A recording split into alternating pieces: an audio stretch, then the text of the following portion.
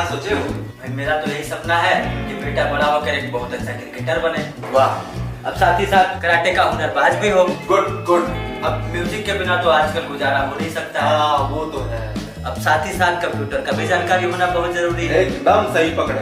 हाँ, अब बेटा का मन है कि वो डांस भी सीखे।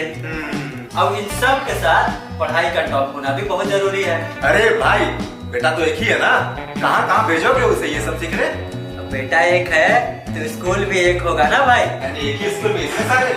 जी हाँ, ग्रीन वैली इंटरनेशनल स्कूल, यानी कि अपने बच्चों के लिए एकदम सही स्कूल।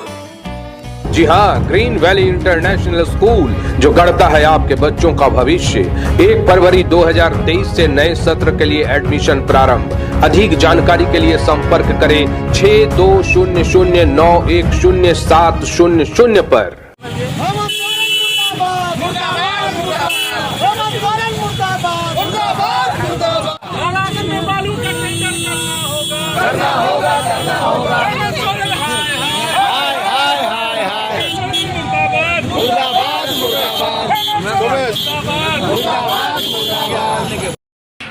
आज छेमुहान पे बीजेपी कार्यकर्ताओं के द्वारा पुतला दहन। आइए हम बात करते हैं पलामू बीजेपी अध्यक्ष से कि आखिर क्या कारण है जो तत्कालीन मुख्यमंत्री का पुतला जलाया जा रहा है।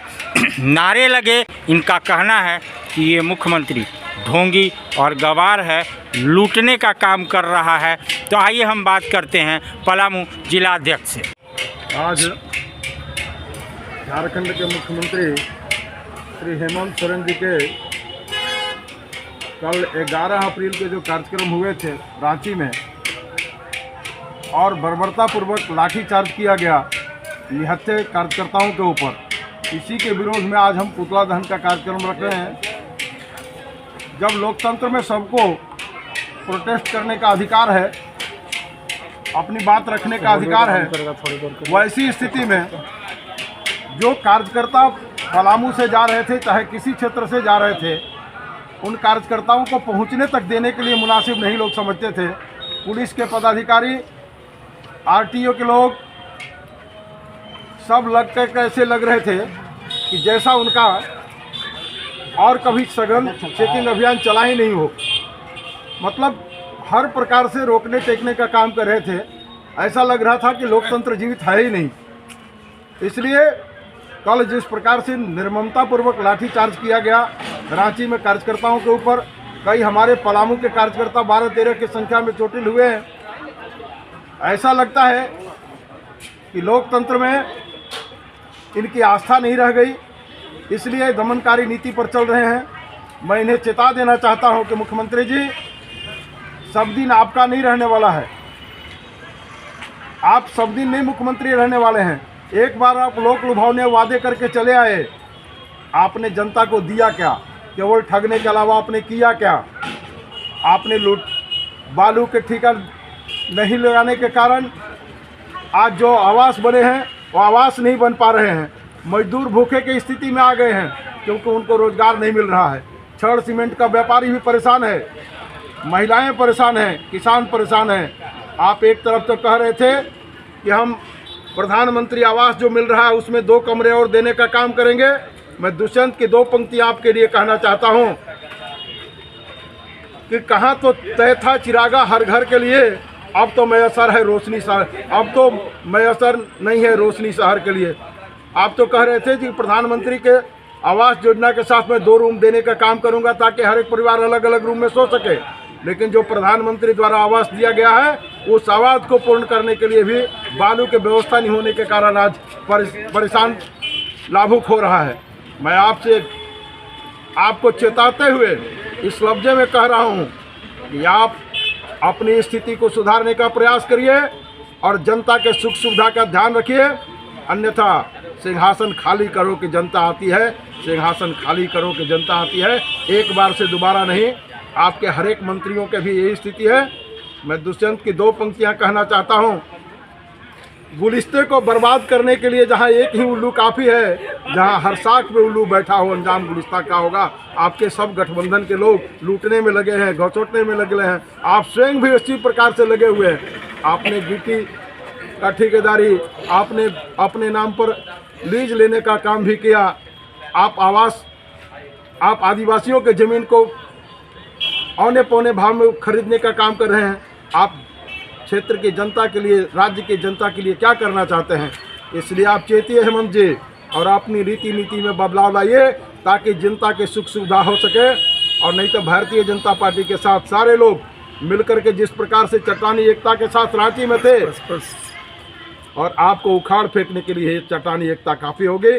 मैं इन तमाम कार्यकर्ता मित्रों का हृदय से अभिनंदन और स्वागत करता हूं कि जिन लोगों ने इन विषम स्थितियों में आकर के झारखंड को बचाने के लिए, झारखंड में लोकतंत्र की बहाली करने के लिए लगे रहे, उन सभी कार्यकर्ताओं के हृदय से अभिनंदन और स्वागत करते हुए मैं अपनी वाणी को विराम दे रहा हूं। जय भारतीय जनता पार्टी, जय झारखंड प्रदेश। और जिस तरह से लाठी चलाई गई लोगों पे, कार्यकर्ताओं पे लाठी चली, बर्बरतापूर्वक जो लाठी चली, वो तो